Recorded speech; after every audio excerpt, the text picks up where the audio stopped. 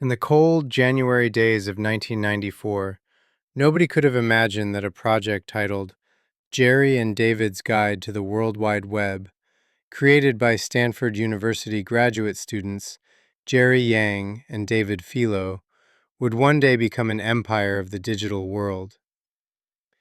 In an era when the internet was as confusing as paper maps, Yahoo emerged as the only guide capable of bringing order to the chaotic cyberspace. It was not just a website, it was the internet itself. It was the first window that appeared to every user who opened a browser, the central headquarters for news, email, and entertainment. When Yahoo's market value reached $125 billion in the early 2000s, company management and investors believed this power would be eternal. However, one of the greatest digital dramas in history began to be written against a backdrop of complacency and a lack of self-awareness. Yahoo's rise was as swift and magnificent as its fall was painful, lesson-filled, and systemic. This is the documentary chronicle of how a technology giant slowly lost its identity and failed to keep pace with a changing world. It all started with a fundamental error in how Yahoo defined itself. From the day of its inception, the company could never definitively answer the question, are we a technology company or a media company? This double standard created chaos in internal management. Yahoo saw itself as a portal, a hub offering everything to everyone. However, it was precisely this desire to be everything that led to it being nothing. The company prioritized advertising sales and content production over engineering and innovation. While Google built its search engine on simple, fast, and technological algorithms, Yahoo was still unwilling to abandon its catalog system that manually categorized websites. They prioritized today's statistics of advertising revenue over the future of technology. This strategic blindness caused Yahoo to miss its greatest opportunities. In 1998, Yahoo management made one of the biggest strategic mistakes of that era by rejecting an offer to buy Google for just $1 million. Larry Page and Sergey Brin, still graduate students, wanted to sell their PageRank algorithm because it was interfering with their studies.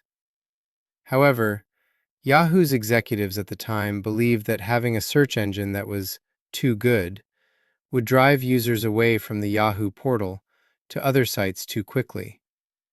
They aimed to keep users inside, while Google aimed to get users to where they wanted to go. Only 4 years later, in 2002, Yahoo CEO Terry Semel realized the mistake and tried to buy Google for $3 billion, but Page and Brin were now demanding $5 billion. Semel walked away from the table, considering this figure too high. This was history's most expensive saving of $2 billion. The same strategic blindness was repeated with Facebook in 2006. Sensing the rise of social networks, Yahoo approached 22-year-old Mark Zuckerberg with a $1 billion offer. The deal was nearly finalized, and Facebook's investors were pressuring Mark to accept the amount. However, at that exact moment, Yahoo's quarterly earnings report came in lower than expected, and the company's stock price dropped.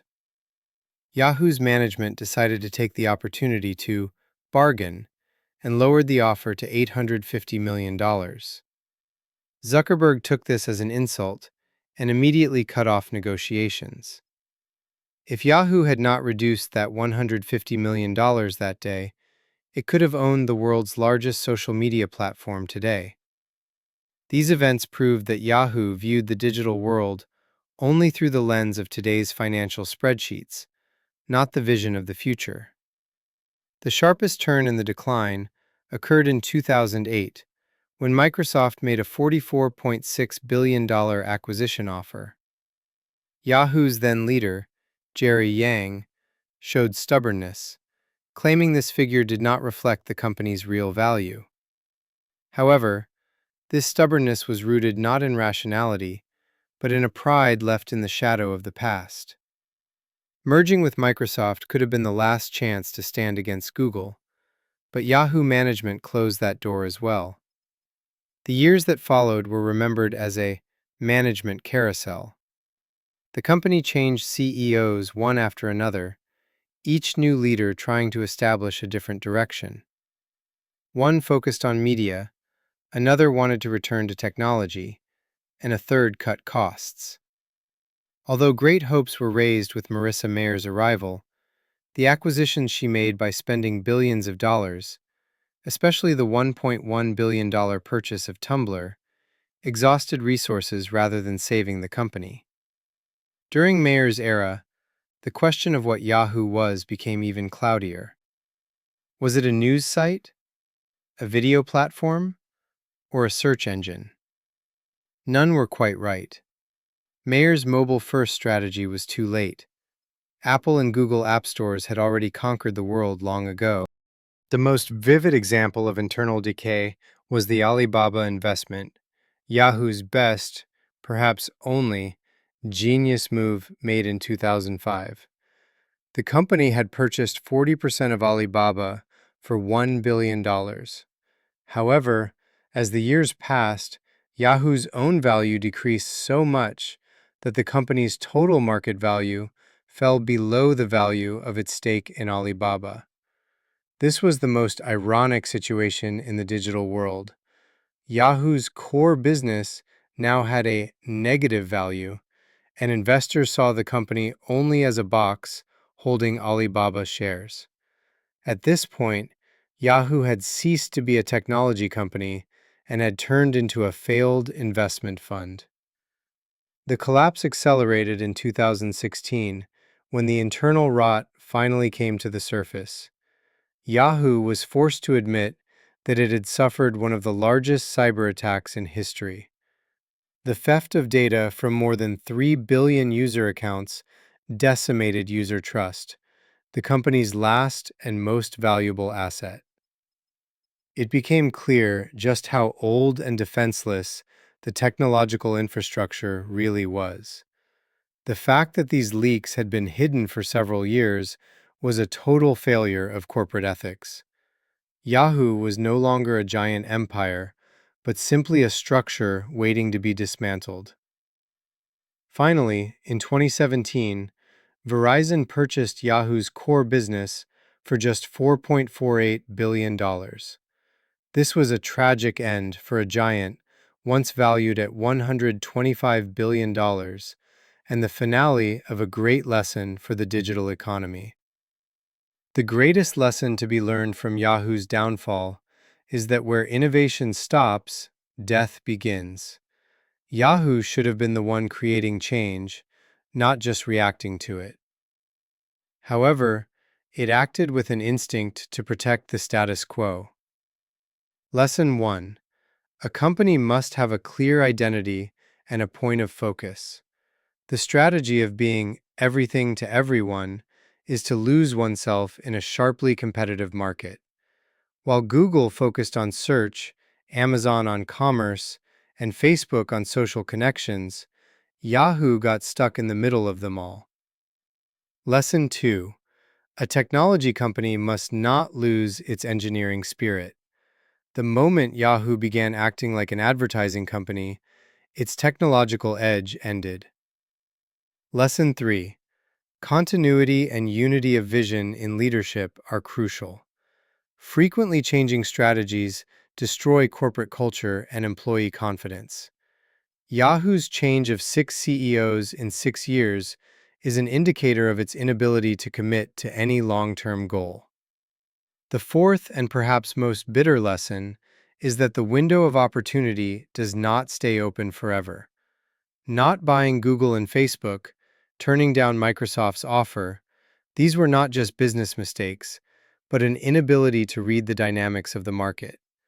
Yahoo management was infected with the "we are too big, nothing can happen to us" syndrome.